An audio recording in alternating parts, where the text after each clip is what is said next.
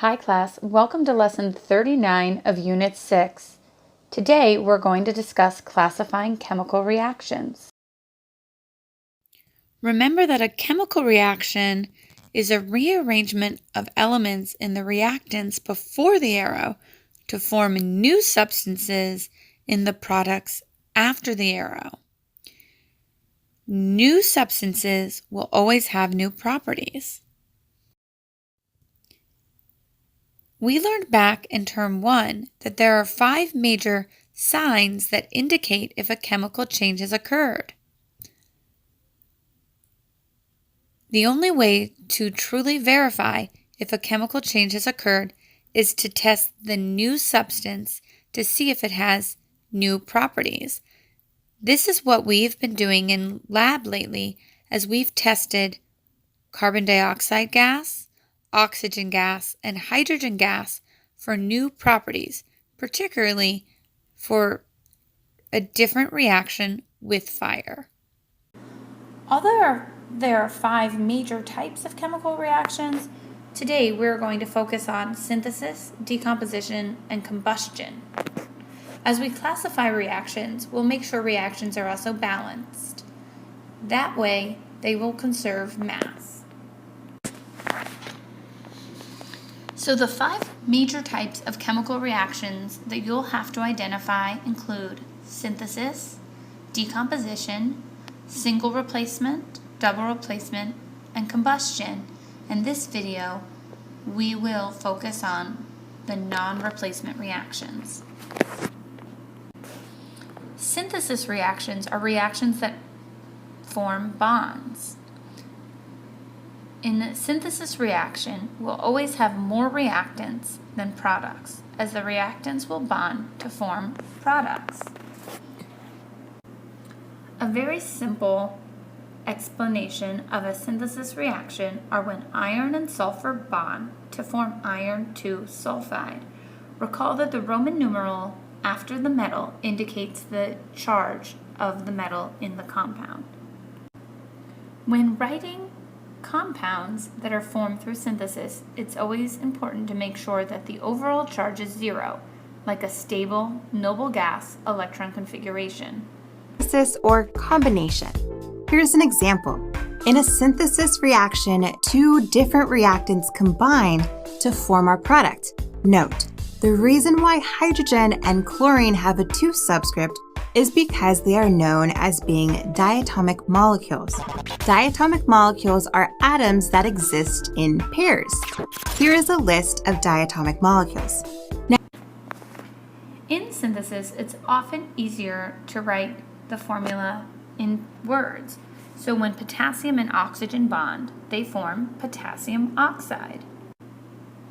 So there are a couple important points you have to remember when writing the formula using symbols.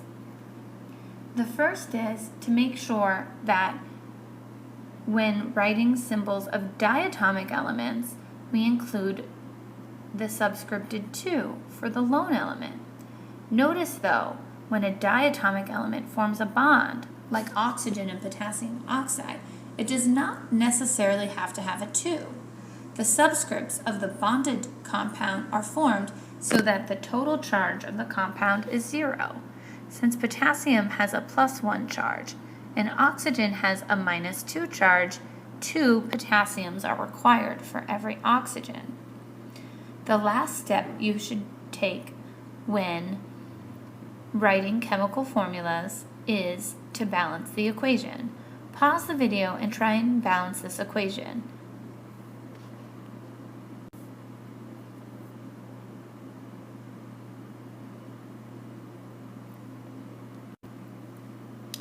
Here, we'll use the coefficient of 4 and 2 to balance this equation. In the next example, we have calcium, which reacts with nitrogen. Again, word equations are pretty easy, because here we're going to form calcium nitride. Now we'll write the formula equation.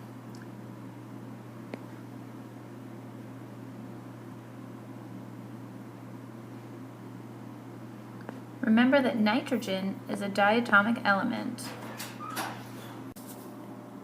We must write the formula of calcium nitride so the overall charge is 0.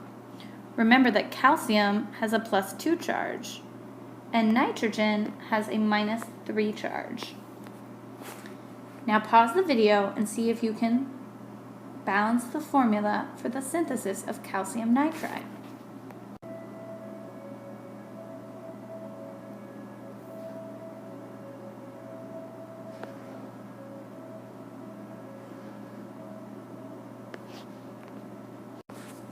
Essentially, the exact opposite of a synthesis reaction is a decomposition reaction, where bonds are broken.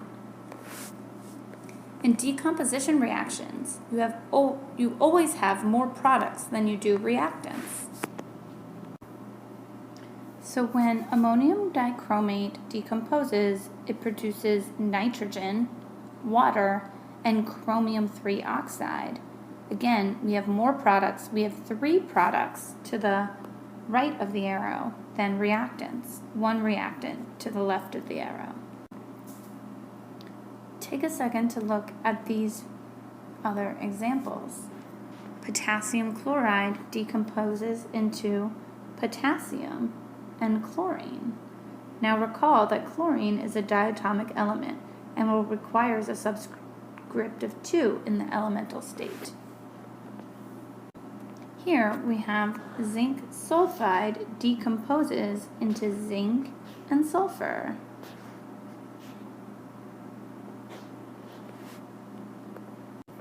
The most important thing to remember is to make sure that diatomic elements are followed by a subscript of 2 in their elemental state.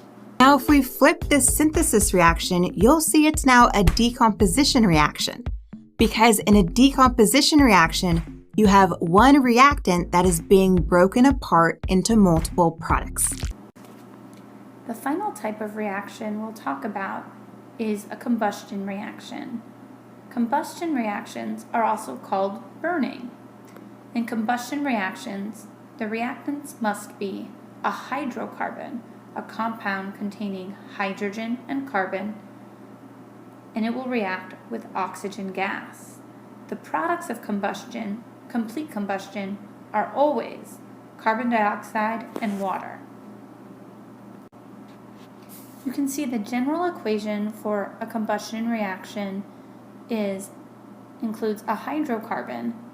Hydrocarbon formulas typically have carbon and then hydrogen, plus oxygen gas yields carbon dioxide and water. So in the below reaction, we have propane reacting with oxygen to produce water and carbon dioxide. Notice in a combustion reaction, energy is a product. That is because combustion is an exothermic process. Now take a minute to see if you can classify the reactions that follow.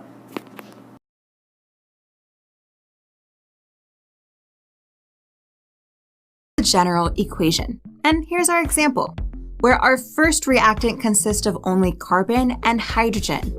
Or we can have our first reactant consisting of carbon, hydrogen, and oxygen. Your biggest clue that something is a combustion reaction is that the second reactant is O2, and our products are carbon dioxide and water. These never, ever change. This concludes Lesson 39, our first look at classifying chemical reactions. Make sure to complete your homework and bring any questions you have to class. See you soon!